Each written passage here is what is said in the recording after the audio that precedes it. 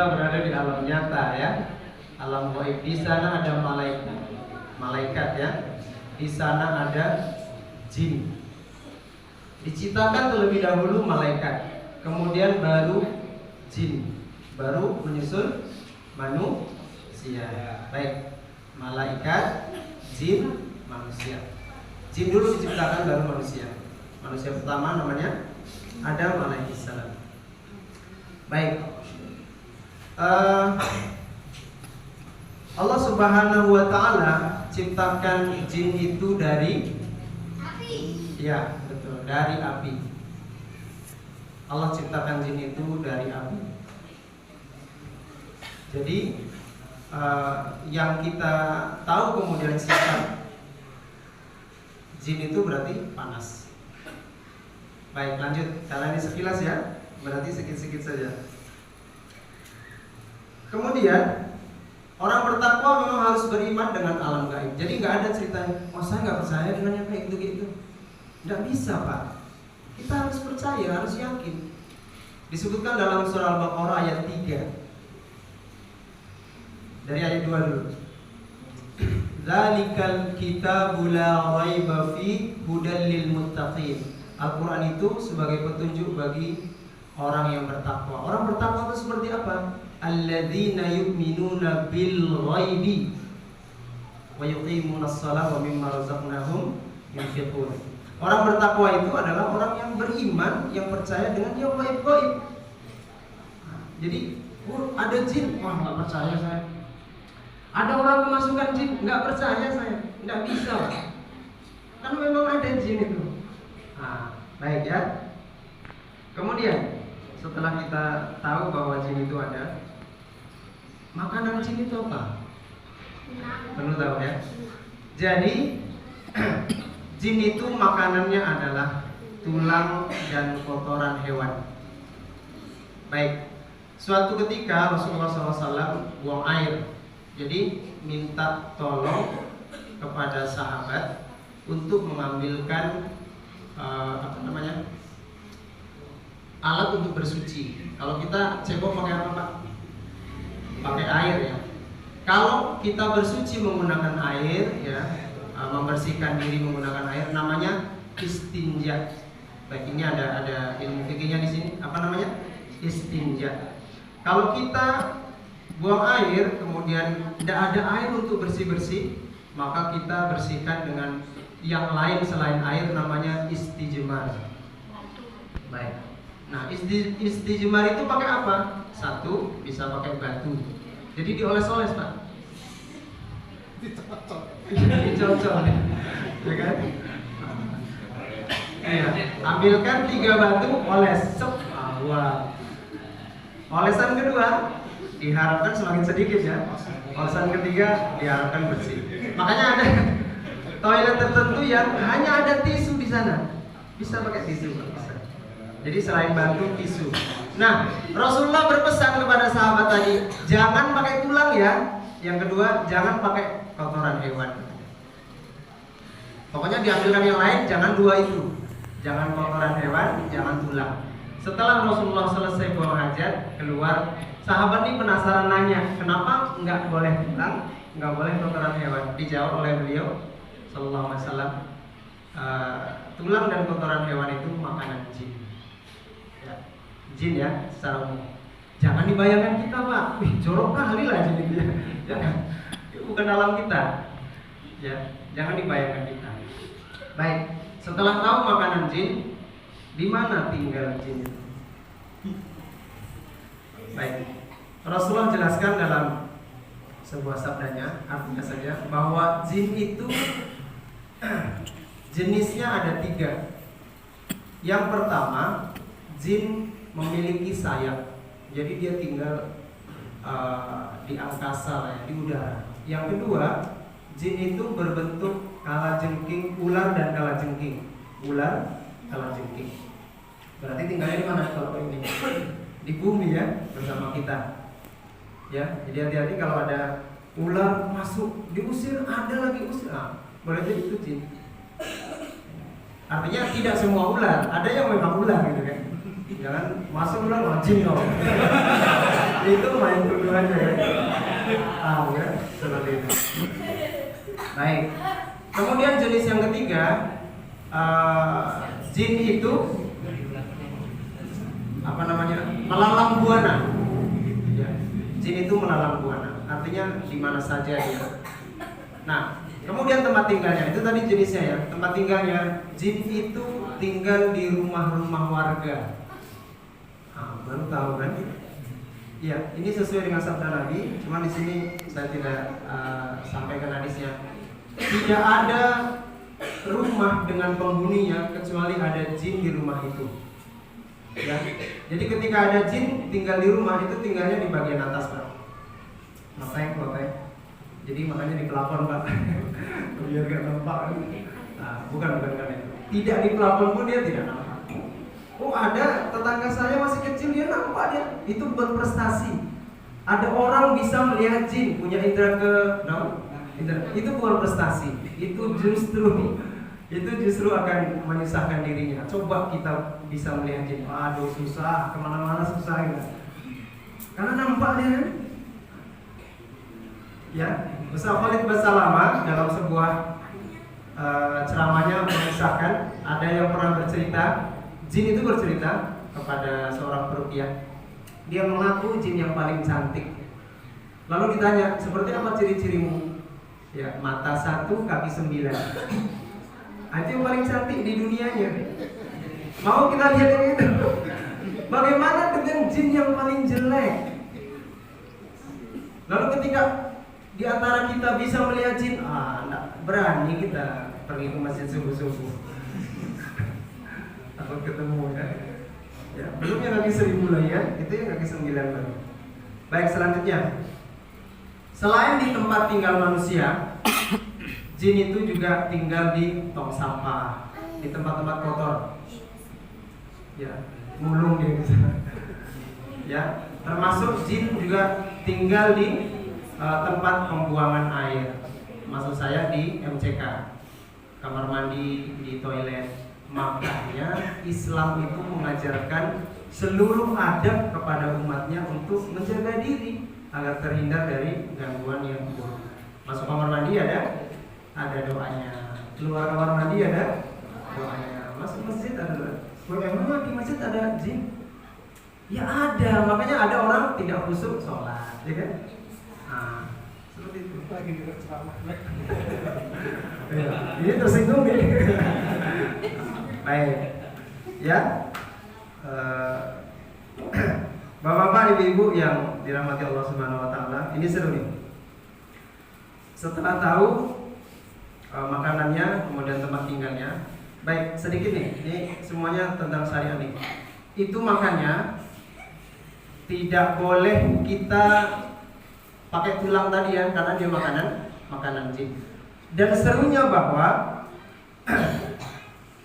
jin itu hanya memakan tulang hewan yang disembelih dengan menyebut nama Allah Subhanahu wa Ta'ala. Seperti itu sabda Rasulullah SAW. Jadi kalau kurban kan, sembelih Bismillahirrahmanirrahim minimal seperti itu. Nah itu tulangnya silakanlah makan oleh jin. Tapi kalau tidak, jangan. Seperti itu peraturan dalam alam jin. Jadi kalau ada manusia semua dimakan, lebih parah dari jin ini. Ya, jin aja disuruh milih-milih gitu. Ya, baik. Seperti itu. Makanya jangan kalau ketemu, kalau kita buang air, kencing misalnya kan, ada tulang di situ, coba cari tempat lain Pak. Jangan kencingi tulangku sengaja pula kan. Ini kencingnya bengkak nanti. Makananku diganggu nih misalnya. Alas ya, tunggu disimpang. Nggak boleh. Kotoran-kotoran hewan kalau mau dibersihkan dengan baik. Karena itu makanan mereka. Baik ya. Tadi lupa ya. Kemudian, apa sebenarnya tujuan Allah Subhanahu wa Ta'ala menciptakan jin? Mana sudah disampaikan oleh Bapak zamannya. Wa ma khalaqtul jinna wal insa illa liya'budun. Tidaklah aku ciptakan kata Allah jin manusia kecuali untuk beribadah. Jadi sebenarnya tujuan jin dan manusia ini diciptakan sama, Pak, untuk beribadah, untuk mengabdi, untuk taat, untuk tunduk, untuk jadi makhluk baik kepada Allah Subhanahu wa taala. Tapi kita lihat realitanya, manusia ada yang taat, ada yang tidak. Ya, ada yang muslim tunduk taat, ada yang kafir. Kafir itu artinya menutup diri, membangkang dari kebenaran. Jin juga seperti itu. Ada jin muslim, ada jin kafir. Nah, disinilah judul kita itu. Jin kafir itulah yang disebut setan. Ya. Jadi tidak semua jin itu setan. Ya, tidak semua jenis jin itu kemudian jadi setan, tidak, yang kafir saja. Ya, ketika seorang peruqyah itu menanya jin berdialog, kamu tinggal di mana? Di sini, di sini. Bukankah kamu tinggal di apa? Di tempat kotor di WC? Oh tidak, itu hanya mereka yang kafir. Kami juga menjaga kesucian. Begitu kata jin. Kami juga menjaga kesucian. Hanya jin yang kafir saja yang tinggal di tempat-tempat jorok. Nah seperti itu. Baik, maka kita juga harus bersih-bersih namanya. Ya, rumah kita bersih-bersih. Jangan nunggu lebaran saja. Besok setahun sekali jinnya pergi kan. Selama setahun kita dikawani terus. Baik. Jadi intinya ada jin muslim, ada jin kafir. Jin kafir itu sama kerjanya, merusak. Orang-orang yang tidak taat sama juga kan kerjanya, merusak. Nah kemudian syaitan itu sendiri, ya kalau dilihat di kamus Mahmud Yunus, berasal dari kata syafona. Syafona itu artinya menjauhkan. Jadi yang namanya setan itu dia kerjaannya itu menjauhkan. Aku mau sholat, nanti aja lah, itu setan tuh.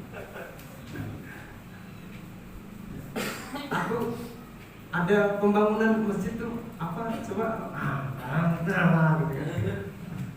Berarti ada setan. Ada bisikan yang tujuannya tuh menjauhkan. Amal soleh kalau bisa nggak jadi. Oh kalau begitu orang banyak dong yang jadi setan. Memang iya. Jadi setan itu Bapak Ibu semua bukan makhluk dia, ya, bukan. Setan itu dia sifat dari sesuatu yang jahat, sifat dari yang mau menjauhkan dari kebaikan, itu setan, ya. Jin ada yang jadi setan, manusia juga ada yang jadi setan, iya Bapak? Iya, tapi dia nampak Ustaz, iya, setan dia, tapi dari jenis manusia. Dari mana Ustaz bisa bilang kayak gitu berani kali? Misalnya setan gue ya. Ada yang bisa gitu kan? Mana setan gue? Oh bapaknya setan juga. Ya. Kok berani kali menyebut manusia itu sebagai setan? Ya dalam surah An-Nas kita sudah disebutkan. Alladzi yuwaswisu fi sudurin nas, bisikan kejahatan ke dalam dada manusia. Minal jinnati wan nas, dari golongan jin dan juga dari golongan manusia. Jadi jin ada yang jadi setan, jahat, tidak nampak lagi kan. Manusia juga ada yang jadi setan. Ya, jangan salah. Jadi kawan aku tuh kok gitu kan dia kerjanya. Mungkin dia setan. Setiap niat baik aku dihalangi, ya, dirusak. Nah, ya. Nah itulah kerjaan setan. Sudah tahu ya kerjaan setan ya. Jadi jangan sampai kita yang jadi setannya, menghalangi amal soleh orang, merusak nama baik orang. Mana ini? Ya. Nah, pokoknya yang arah-arahnya ke kiri lah ya. Nah itulah dia setan. Kemudian, nah sudah tahu ya setan itu apa tugasnya ya. Nah kemudian bagaimana cara kerjanya? Baik. Bagaimana cara kerjanya? Allah Subhanahu Wa Taala sebutkan dalam surah Al-A'raf ya, dari ayat 14 saya baca. Jadi ketika iblis ya, komandannya setan ini diusir dari surga, gara-gara apa? Gara-gara tidak mau bersujud atau memberi hormat kepada Adam, diusir. Lalu apa kata iblis? Dia minta sesuatu kepada Allah Subhanahu wa taala. Qala anzirni ila yaumi yub'atsun. Ya Allah, panjangkan umurku sampai bisa nanti hari kiamat. Minta panjang umur. Happy birthday lah setiap tahun. Ya kan? Panjang umur. Allah setuju enggak? Allah setuju. Ya, iblis minta panjang umur, Allah setuju. Qala innaka minal munzarin. Ya, kamu dipanjangkan umurnya. Artinya iblis itu senior, Pak. Setan itu senior. Kita baru kemarin sore lahir. Jadi tak mungkin aku digoda. Jangan bilang kayak gitu. Setan itu senior. Ya, ibu-ibu ya. Setan itu senior. Kita nih kroco lah. Baru kemarin sore, apalagi masih kecil kan. Kita menyatakan diri bahwa tidak mungkin. Itu kan sudah sombong kan? Ya sombong tuh udah kerjaan setan itu udah terpengaruh setan kan? Udah masuk setan di situ. Jadi kita harus berhati-hati. Kemudian setelah dipanjangkan umurnya, Fabima aghwaytani la'aqudanna lahum siratal mustaqim. Sedikit lagi Pak ya.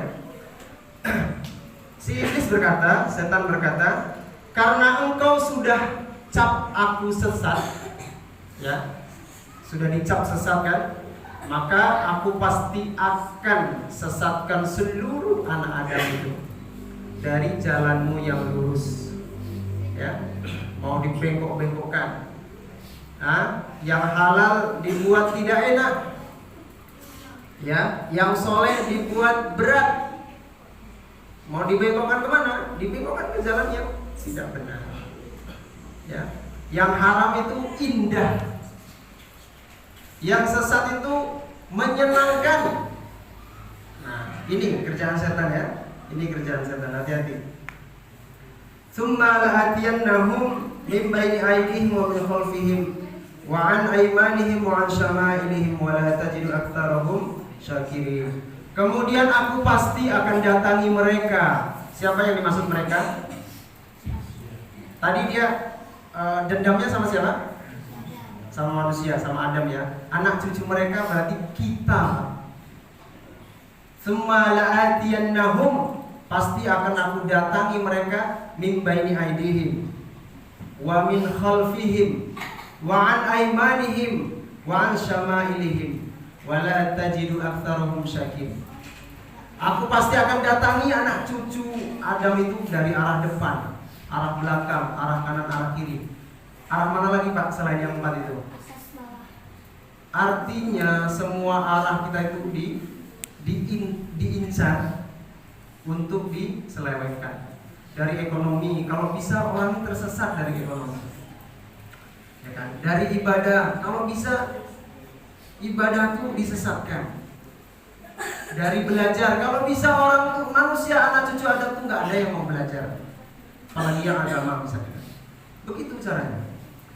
Semua arah, kalau bisa manusia itu tidak ada yang menuju siratal mustaqim. Kan mau disesatkan tadi intinya kan. Nah seperti itu. Nah, sudah tahu ya Bapak Ibu semua bahwa setan itu adalah musuh nyata kita.